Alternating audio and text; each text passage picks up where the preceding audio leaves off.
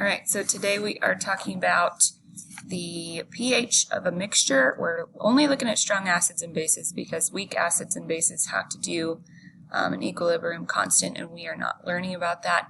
You'll learn about that whenever you get to AP chemistry, but this year we're going to be learning about only strong acids and bases, whether it's a mixture of a couple of strong acids or a strong acid with a base.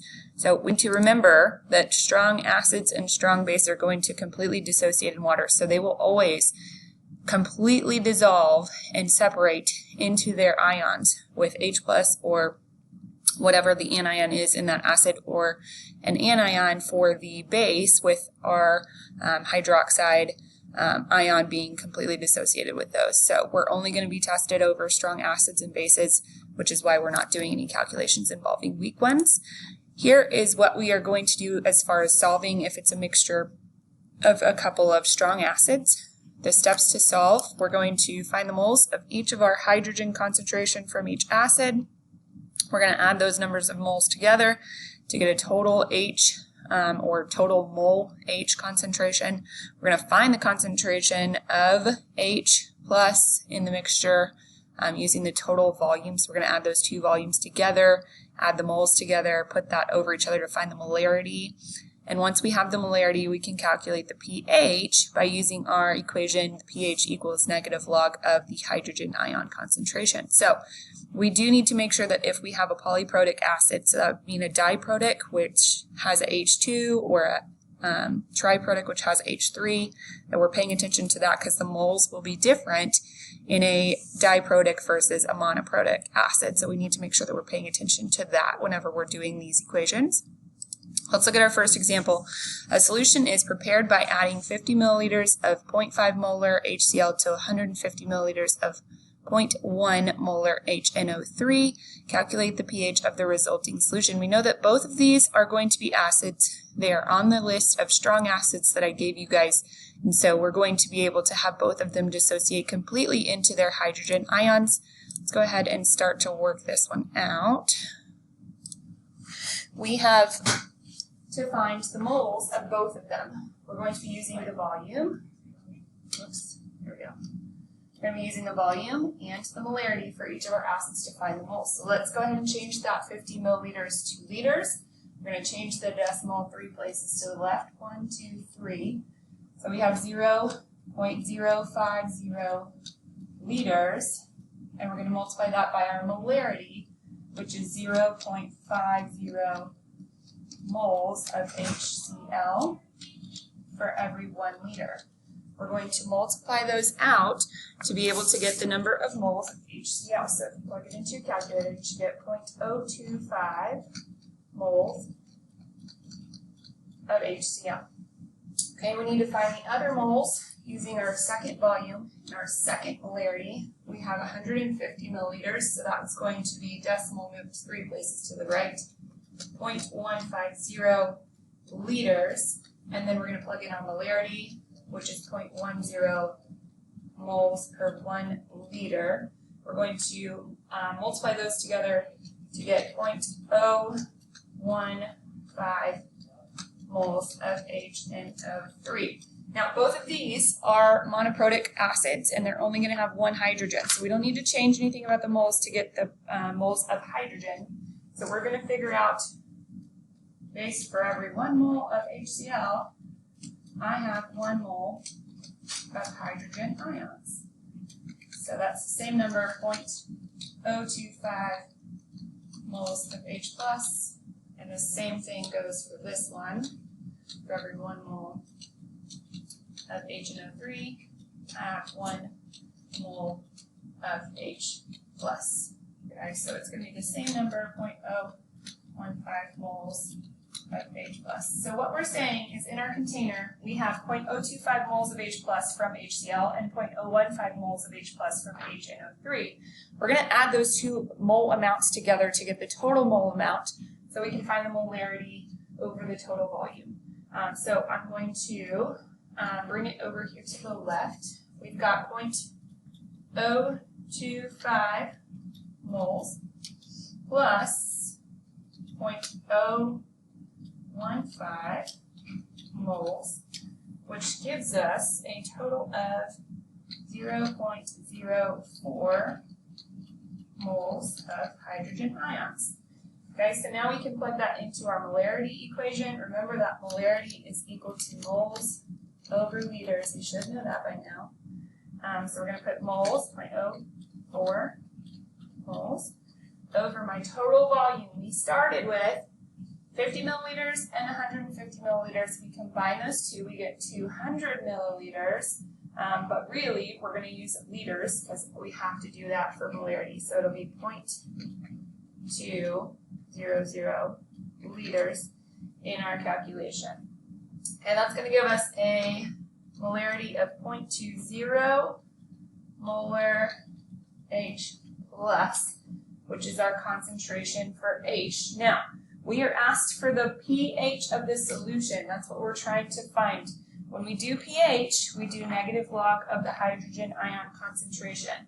So pH is equal to negative log hydrogen ion concentration. We're going to plug that in. Negative log of 0.20. Notice it has two sig figs, which we got from our question in our molarity for hydrogen ion concentration. That two significant figures is going to tell us how many decimals we're going to be keeping. So if we calculate negative log of 0.2, we're going to get 0.69897.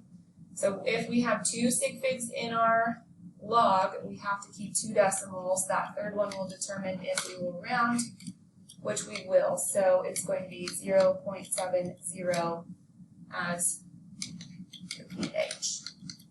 Okay, so that is how we are going to solve these problems using two acids as a mixture.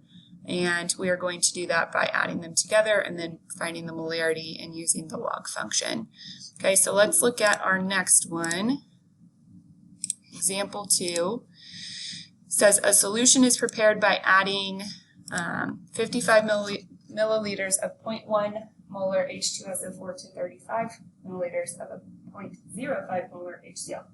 So we have two new acids and their molarities. Notice that one of them is diprotic, so we need to make sure that we include that whenever we're figuring out the moles of just H. So we're going to use our volumes first. We have 55 milliliters, so it's going to be 0.055, doesn't like my zeros, liters times my molarity, 0.10 moles over 1 liter for H2SO4. And we're going to multiply those together, and that will give us a 0.0055. Or if you have your calculator in scientific notation, it'll be 5.5 times 10 to the negative 3, which is okay to use if you use it. So we have moles of H2SO4 here. Then we need to figure out our next set of moles. We have 0.035 liters times our molarity, which is 0.05 moles per 1 liter, and that is for HCl. Okay, so we are going to multiply those two together, and that will give us 0.00175 moles of HCl. So we need the moles of hydrogen ion concentration. For every one of H2SO4, I have 2 moles of hydrogen ions because it is a diprotic acid. So we're going to multiply that by 2, which gives us 0.011 moles of hydrogen. And then we have another one down here. For every 1 mole of HCl, I have 1 mole of H plus. So that one's going to be the same, 0.00175 moles of H plus.